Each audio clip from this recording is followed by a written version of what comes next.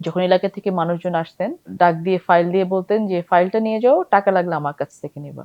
খুবই বিচক্ষণ একজন নেতা। উনাকে একটা আর্মস কেসে আরকি অ্যারেস্ট করা হয়।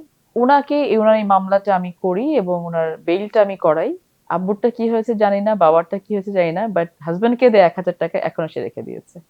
আমার ওয়ে অফ লাইফটা ডিসাইড করতেন আমার বাবা। আমি ছিলাম আমার বাবার অন্ধ ভক্ত। ছিলাম বললে ভুল হবে। এখনো আপনি আমার মোবাইল স্ক্রিনে আমার বাবার ছবি রাখা থাকে।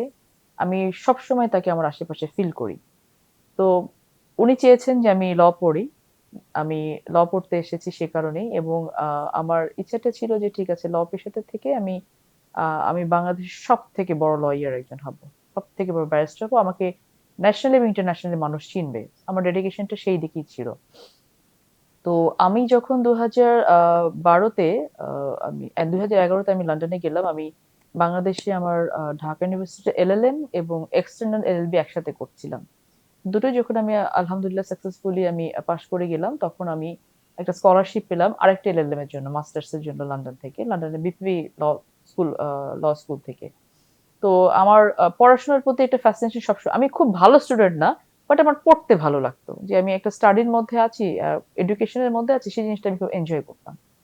তো তখন আমি বার এবং এলএলএম একসাথে করার জন্য আই ওয়েন্ট টু লন্ডন। তার আগে বাবা ধরে বেঁধে বিয়ে দিয়ে দিল আমার, যে একা যেতে দেবে না আরকি। ২০০৯ সালে আমার বিয়ে হয়। তো বিয়ের পরে যখন আমি আমার হাসব্যান্ড আমরা দুজন মিলে লন্ডনে গেলাম, আ ওখানে মাস্টার্স কমপ্লিট করলাম। বারটা স্টার্ট করব। মিনওয়াইল বাবা অসুস্থ হয়ে গেলেন। তো অসুস্থ হয়ে যাওয়ার পরে আমি বাবাকে না জানিয়ে দেশে চলে আসি। আমি শুনেছি যে উনি খুব অসুস্থ, হাসপাতালে আছেন। তো উনি সেটাতে খুব রাগ হয়েছিলেন আমি চলে আসার পরে। আমাকে বলেছেন যে, "তুমি এসো, তুমি তো আর যেতে পারবে না।"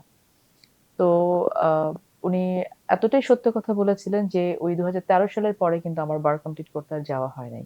বাট রিসেন্ট টাইমে আল্লাহর অশেষ রহমতে একটা কোর্স আছে বিটিটি বলে, বার ট্রান্সফার ট্রেনিং কোর্স যেটা। I applied এবং ওটাতে আলহামদুলিল্লাহ 100% আমি এক্সামশন পেয়েছি। সো এখন আমাকে খালি কলটা নিতে যেতে হবে। সো ব্যারিস্টার হওয়ার স্বপ্নটা বাবা আমার চোখে এবং আমার হৃদয়ে গেঁথে দিয়েছিলেন, সেটাতেই করা। তো এই রাজনীতিতে আসাটা হচ্ছে বলেছে যে সময় আমাকে টেনে নিয়ে এসছে এবং সেটা আমি মনে করি যে আসলে ওই যে বাবার প্রতি যে ভালোবাসাটা, বাবার আদর্শকে বাঁচিয়ে রাখার যে প্রবল ইচ্ছেটা, বাবাকে বাঁচিয়ে রাখার যে প্রবল ইচ্ছেটা, এটা হচ্ছে আমার একেবারে পেছন থেকে আমার মানে ট্রিগারিং পয়েন্ট। এটা নিয়ে আমি এগিয়ে যাচ্ছি। আমার ফার্স্ট মামলা যেটা ছিল এটা আমার এলাকারই একটা মামলা। আমাদের একজন খুবই বিচক্ষণ একজন নেতা। ওনাকে একটা আর্মস কেসে আরকি অ্যারেস্ট করা হয়। মিথ্যা মামলাতে অ্যারেস্ট করা হয়। Still he is with me এবং উনি আমার সাথেই রাজনীতি করছেন আলহামদুলিল্লাহ। উনার এই মামলাটা আমি করি এবং উনার বেইলটা আমি করাই। তো এটা ছিল উইথআউট রেমুনারেশন। যেহেতু এলাকার বিষয়, আমার বাবা আমাকে যখন এলাকা থেকে মানুষজন আসতেন, তো ডাক দিয়ে ফাইল দিয়ে বলতেন যে, "ফাইলটা নিয়ে যাও, টাকা লাগলে আমার কাছ থেকে নিবা।" তো ২০০৭ সাল থেকে এ পর্যন্ত আমার এলাকার মানে লালপুর বাগাতিপাড়ার মানুষকে আমাকে কখনো ফিস দিতে হয় নাই। মাঝে, মাঝে তারা যদি পারে হয়তো আ ফাইলিং খরচ বা পেপারের খরচ যতটুকু পেরেছে দিয়ে গেছে। কিন্তু আজ পর্যন্ত কেউ বলতে পারবে না যে আমাকে কাউকে ফিস দিতে হয়েছে। That was my father's instruction এবং আমি এটা করে ভীষণ আনন্দ পাই।